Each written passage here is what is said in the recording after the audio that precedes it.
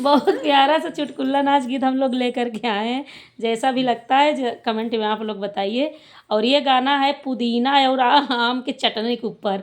तो जैसा भी लगेगा, क्योंकि आम का सीजन आ गया है पुदीना उदीना का, इसीलिए हम लोग ये गाना को लेकर के आए हैं। जैसा भी लगे बताइएगा।